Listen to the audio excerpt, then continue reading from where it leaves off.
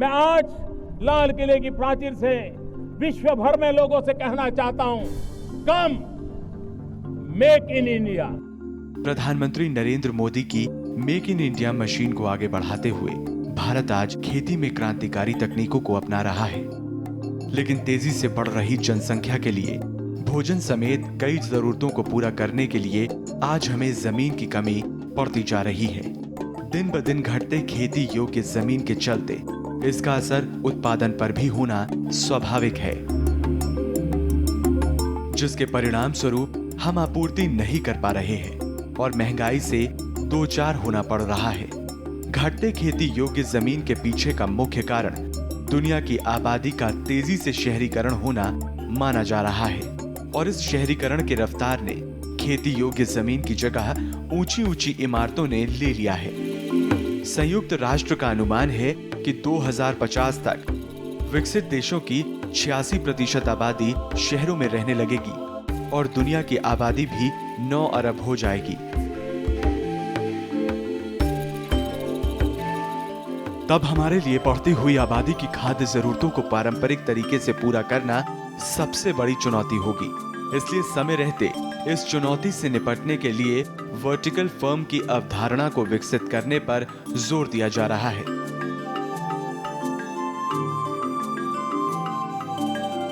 Vertical farming की अवधारणा को विकसित करने पर जोर देते हुए दिल्ली के पीएचडी चैंबर ऑफ कॉमर्स में एक सेमिनार का आयोजन किया गया। सेमिनार में चर्चा के दौरान वर्टिकल फार्मिंग एसोसिएशन के चेयरमैन मोहन बाजीगर, अमेरिका से लिविंग ग्रीन फर्म के निदेशक Richard Stoner, food horticulture commissioner MRAU के कुलपति HP सिंह, किरनॉथ ग्रीन हाउस सॉल्यूशन नीदरलैंड्स के निदेशक माइक वेरमेजी, KRBL लिमिटेड के निदेशक प्रियंका मित्तल, IARI के वैज्ञानिक डॉक्टर प्रभात कुमार और PhD चैम्बर से एग्री बिजनेस कमेटी के chairman NM Kejriwal, general secretary Saurabh Sanyal, agri business के निदेशक दुर्गेश चंद्र शर्मा और आलोक बी श्रीराम शामिल हुए, जिसमें भारत में वर्टिकल फार्मिंग की चुनौतियों और अवसर को लेकर चर्चा हुई। वर्टिकल फार्मिंग का मतलब ये है कि हमको जो स्पेस है, वर्टिकल स्पेस है, उसको यूटिलाइज करके फार्मिंग करना। अभी तक जो हमारी फार्मिंग है, या तो सॉइल में करें या एरोपोनिक सिस्टम में करें या ग्रीन हाउस में करें, ज़्यादातर वो जो हॉरिजॉन्टल फार्मिंग है। तो इसमें क्या होता है कि कम लैंड होने पर हम कम प्रोड्यूस कर सकते हैं। तो चूँकि लैंड कम हो रहा है, पॉपुलेशन बढ़ रहा है, पानी कम हो रहा है, तो एक चिंतन है कि हम वर्टिकल फार्मिंग कर सकते हैं कि नहीं कर सकते हैं। और इसमें कुछ एग्जाम्पल जो बाहर में काम हुए हैं, बाहर में जो कुछ लोग कर रहे हैं, उस सब को यहाँ आज के कॉन्फ्रेंस में प्रोजेक्ट किया गया, प्रेजेंटेशन किया गया कि यहाँ पर ये मॉडल में काम हुआ है, क्या भारत में हो सकता है कि नहीं हो सकता है। वर्टिकल फार्मिंग हाइड्रोपोनिक्स और एरोपोनिक टेक्नोलॉजी को मिलाकर एक के ऊपर एक सॉइल बेड के ऊपर फसल, ये एक नई टेक्नोलॉजी है जो यूनाइटेड स्टेट्स में डेवलप हुई है। Vertical farming is the process of growing in a warehouse or a building in which you place your systems and you go vertically up instead of wide horizontally. खेती के पारंपरिक तरीके को छोड़कर vertical farming के प्रयोग से कम समय में अच्छी पैदावार और अच्छी आमदनी की जा सकती है। वर्टिकल फार्मिंग में खेती सपाट जमीन पर ना होकर बहुमंजिली इमारतों में होती है। इसे एक तरह का बहुमंजिला ग्रीन हाउस भी कहा जा सकता है। इसमें अनाज, विशेषकर फल और सब्जियां शहरों में इमारतों के अंदर ही पैदा की जाती है। अमेरिका, चीन, मलेशिया और सिंगापुर जैसे दुनिया के कई देशों में पहले से ही वर्टिकल फार्मिंग हो रही है। हालांकि अभी भारत में वर्टिकल फार्मिंग ना के बराबर हो रही है, लेकिन भारत में कुछ प्रगतिशील किसान हाइड्रोपोनिक और एरोपोनिक विधि से आलू समेत कुछ दूसरी सब्जियों की खेती जरूर कर रहे हैं। जहाँ पे धरती की कमी है वहाँ पे तो ये बहुत ज़्यादा सक्सेसफुल है। सबसे ज़्यादा सक्सेसफुल तो जापान में है, क्योंकि वहाँ पे धरती की बहुत ज़्यादा कमी है। अमेरिका में बहुत ज़्यादा रिसर्च हो रही है कि कैसे हो, और जिन जिन देशों में अर्बनाइजेशन बहुत ज़्यादा जल्दी रूप से सिटीज़ डेवलप हो रही हैं, वहाँ पे बहुत ज़्यादा स्कोप है। जब मैं आईसीआर सिस्टम में था और जब गवर्नमेंट में मैं था तो उस समय हम लोगों ने एरोपोनिक्स पर काम किया, और आज वो aeroponics technology has been adopted, यानी कि काफ़ी लोगों ने उसको अडॉप्ट किया है, खास के आलू के सीड को प्रोड्यूस करने के लिए। वो इकोनॉमिकली वायबल नज़र आया। लेकिन और पे भी हम ट्राई कर रहे हैं, जैसे जिंजर है, ट्यूबरस क्रॉप्स है, इस पे भी ट्राई कर रहे हैं, लेकिन अभी इकोनॉमिकली वो ज़्यादा एक्सपेंड नहीं किया है। लेकिन आलू में एक्सपेंड कर रहा है, एरोपोनिक्स एक्सपेंड कर रहा है। उसी तरह से हाइड्रोपोनिक्स है, हाइड्रोपोनिक सिस्टम है जिसमें कि चलते हुए पानी में हम पौधे को लगाते हैं। उसके भी एक्सपेरिमेंट हुए हैं, छोटे छोटे जहाँ तहाँ आपको मिल जाएंगे फार्म, जिसमें कि लिट्यूस को हाइड्रोपोनिक सिस्टम में ग्रो करते हैं। उसको ग्रो करने से अर्ली क्रॉपिंग होती है और पैदावार भी अधिक होती है, और इसलिए इकोनॉमिकली वायबल भी है कुछ क्रॉप्स के लिए। सडनली इसके ऊपर इन्वेस्टमेंट के लोग आने लगे हैं। मैं चाइना में गया था, चाइना में यही कॉन्फ्रेंस हुई थी। चाइना की पैदावार हमारे से दुगनी है, और वेजिटेबल्स हो या सीरियल्स हो, कुछ भी हो, लेकिन उन्होंने हमारी कॉन्फ्रेंस वर्टिकल फार्म बिल्डिंग में की। इतने वर्टिकल फार्म बिल्डिंग्स आ गए, तो अभी दुनिया में 500 से ज़्यादा वर्टिकल फार्म आ ही गए हैं, कमर्शियली आ गए, और हर एक दूसरे, जापान में 150 वर्टिकल फार्म बिल्डिंग है।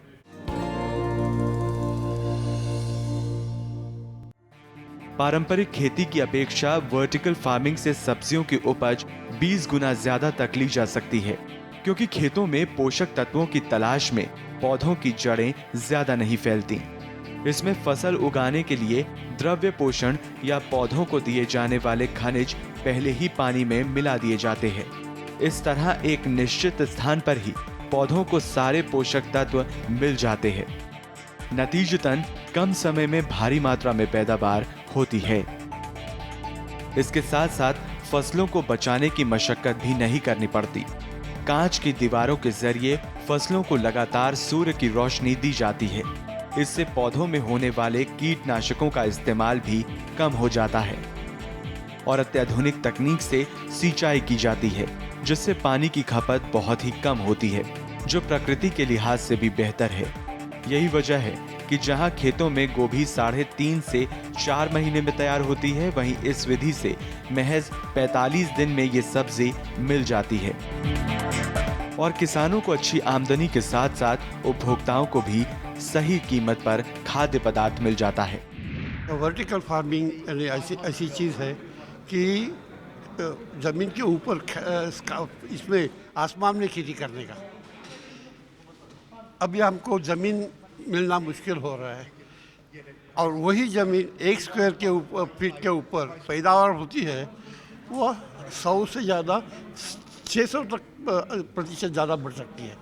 तो आप 30 मजली, 40 मजली, 50 मजली तक क्यों जा सकते हैं। इसको अंदर बिल्डिंग के अंदर ही सब ये करने का, पैदावार करने की बहुत अच्छा है। उसको पेस्टिसाइड नहीं लगेंगे, फर्टिलाइज़र नहीं लगेंगे, पानी की प्रतिशत बहुत कमी लगेगी, और वो सब अपने अर्बन सिटी में, शहरों में, क्योंकि सब अभी बाहर से किसान लोग सब वहाँ खेती छोड़कर आए रहे हैं, बम्बई, दिल्ली, मद्रास, तो वहाँ उनको यहाँ खाने के लिए चीज़ तैयार करके दे रहे हैं। शहरों के अंदर एग्रीकल्चर कैसे हो सकता है, उनको सस्टेन कैसे कर सकते हैं, यील्ड किस हिसाब से बढ़ेगी। अब आप देखिए 1 एकड़ में सपोज़ आपने कोई आलू उगाया, और आलू की सपोज़ 10 कुंटल फसल है, और आप उस 1 एकड़ में आप 10 लेयर कर दें, तो ऑटोमेटिकली 10 टाइम बढ़ गई ना, तो प्रोडक्टिविटी बढ़ सकती है। इंडिया में जो बड़ी बड़ी सिटीज़ हैं, जहाँ पे बहुत ज़्यादा तादाद में पॉपुलेशन आ रही है, उनको हम कैसे फीड करेंगे आगे जाके, उनको कैसे खिलाएंगे। Vertical farming is a very good solution. इस समय दुनिया के सामने कई तरह की चुनौतियां खड़ी है। एक तरफ बढ़ती जनसंख्या को भोजन उपलब्ध कराना, तो दूसरी तरफ पर्यावरण को होने वाले नुकसान से भी सुरक्षित रखना हमारी ही जिम्मेदारी है। इसलिए हमें आने वाले समय में उत्पादन बढ़ाने के साथ साथ ग्रीन हाउस गैसों में कमी भी करनी होगी। जलवायु परिवर्तन के कारण कई तरह की दिक्कतों का सामना करना पड़ रहा है। इससे सूखा, बाढ़ और दूसरी कई ऐसी दिक्कतें पैदा हो रही हैं, जिनसे खाद्यान्न उत्पादन प्रभावित हो रहा है और जो हमारे स्वास्थ्य के लिहाज से घातक है। आंकड़ों के मुताबिक दुनिया भर में हर साल लगभग 1.2 करोड़ हेक्टेयर कृषि योग्य भूमि कम हो रही है। जानकारों का कहना है कि अब समय आ गया है जब वैश्विक खाद्य व्यवस्था पर फिर से विचार किया जाए।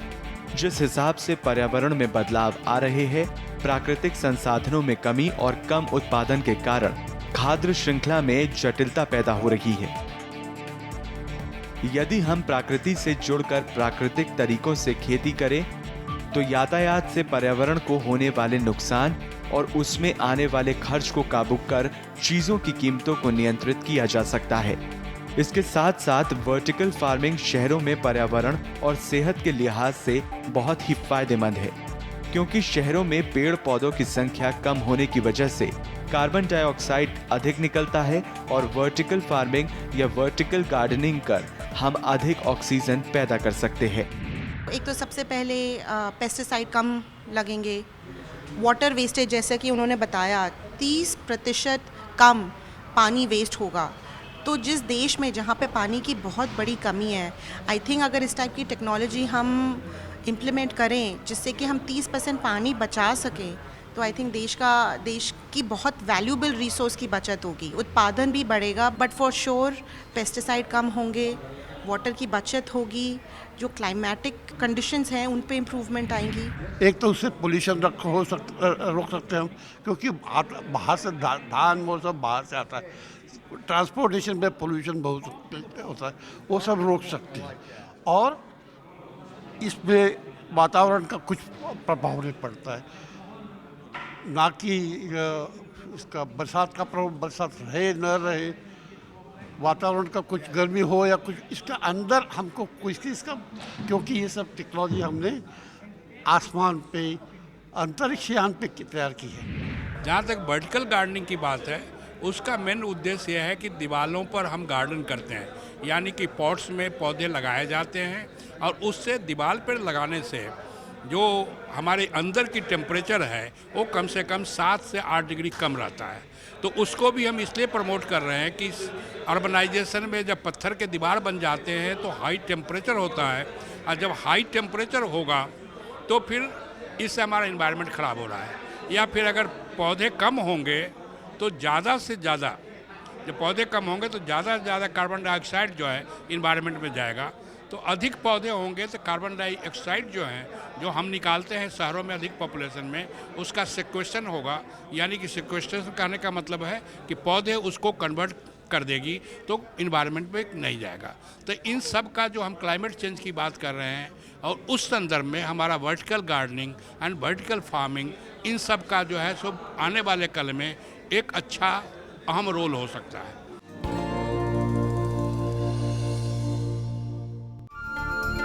ऐसे किसान जिनके पास खेती के लिए जमीन नहीं हो और या फिर कम जमीन हो, वो खेती छोड़ शहरों में छोटी मोटी नौकरी कर रहे हैं, लेकिन इस विधि को अपनाकर वो अपने लिए रोजगार के मौके बना सकते हैं और अच्छी आमदनी भी कमा सकते हैं। इस तरीके से जो जमीन बंजर है या जो खेती लायक नहीं है, उस पर इमारतें तैयार कर खेती की जा सकती है। इसके साथ साथ खास बात यह है कि इस विधि से सब्जियां उस मौसम में भी उगाई जा सकती हैं जिसमें ये आमतौर पर नहीं उगाई जाती हैं। मौजूदा समय में हम आज भले ही इसकी जरूरतों को ना समझ रहे हो, लेकिन कुछ साल बाद ही सही हमें वर्टिकल फार्मिंग के बारे में सोचना होगा, क्योंकि जिस युद्ध स्तर से गांव का शहरीकरण हो रहा है और खेती योग्य जमीन खत्म होती जा रही है, लेकिन बढ़ती आबादी की खाद्य जरूरतों की अनदेखी नहीं की जा सकती। बावजूद इसके हम जानते भी हो कि घर से लेकर गाड़ियों की पार्किंग तक में वर्टिकल विधि ने सभी समस्याओं में सफलता पाई है। आने वाले कल में ये वर्टिकल फार्मिंग काफ़ी इम्पोर्टेंट होगा। जैसे अर्बनाइजेशन हो रही है, लैंड घट रही हैं, लोगों की इनकम बढ़ रही हैं, अच्छे प्रोड्यूस के लिए अधिक से अधिक प्राइस देने को तैयार होंगे, तो ये जो है सो आने वाले कल में 5 साल के बाद हो सकता है कि vertical farming could be a reality. जैसे कि अब स्मार्ट सिटी की बात कर रहे हैं, पहले हमने नहीं बात की कभी स्मार्ट सिटी की। अब स्मार्ट सिटी में अगर हम बात करते हैं तो केवल हम बिल्डिंग ही स्मार्ट बना दें जो लाइटेड हो या ड्रेनेज सिस्टम कर दें, फिर वहाँ रहने वाले लोगों की भी फूड एंड न्यूट्रिशन की क्या व्यवस्था है। जब वहाँ पर हम बात करेंगे तो स्मार्ट जो हमारा सिटी बनेगा तो वहाँ पर भी वर्टिकल फार्मिंग लोगों को फूड सप्लाई के लिए इसकी भी आवश्यकता पड़ सकती है। भारत को आज अगर ज़रूरत नहीं है तो मेरा ऐसा मानना है कि 10-15 साल में जब हमारी आबादी और शहरों का साइज़ बहुत बढ़ जाएगा तब बहुत ज़्यादा ज़रूरत होगी वर्टिकल फार्मिंग की। तो अगर हम आज सोचेंगे तो 10 साल के बाद 15 साल के बाद इम्प्लीमेंट कर सकते हैं। उसके साथ टेक्नोलॉजी, आज हमें ग्लोबल स्केल पे जो भी एग्रीकल्चरल टेक्नोलॉजीज़ हो रही हैं उसमें इंडिया को पार्टिसिपेट करना बहुत ज़रूरी है, क्योंकि 10 साल के बाद नीड हो तो तब तो रिसर्च करना बहुत लेट हो जाएंगे। तो आज से हमें क्या पॉलिसी फॉर्मुलेशन है, हमारे सिटीज़ पे आज ही बहुत ज़्यादा बर्डन है। जो किसान हैं, जैसे आप दिल्ली का एग्जांपल ले लीजिए, पहले ओखला हुआ करता था एक गांव, अब वो शहर में कन्वर्ट हो गया है। अब लोग यूपी के बॉर्डर से लेकर आते हैं सब्जियां, तो शहर बढ़ते जा रहे हैं। हम अक्सर यही देखते हैं कि खेती के लिए अधिक जमीन चाहिए, इसलिए हम अनाज, फल, विशेषकर सब्जियों के लिए गांव पर निर्भर है। प्राकृतिक आपदा या अन्य कारणों के कारण अक्सर ये होता रहता है कि सब्जियों के दाम आसमान छूने लगते हैं। वर्तमान में हमारा देश इस समस्या से दो चार भी हो रहा है। ऐसा नहीं है कि ये समस्या कुछ दिनों बाद खत्म हो जाएगी। आज हमारे देश में जिस तेजी से खेत और गांव नष्ट होते जा रहे हैं, उसे देखते हुए ये कहना बेमानी नहीं कि महंगी सब्जियों की समस्या जस की तस ही रहने वाली है या फिर स्थिति और भी गंभीर होने वाली है।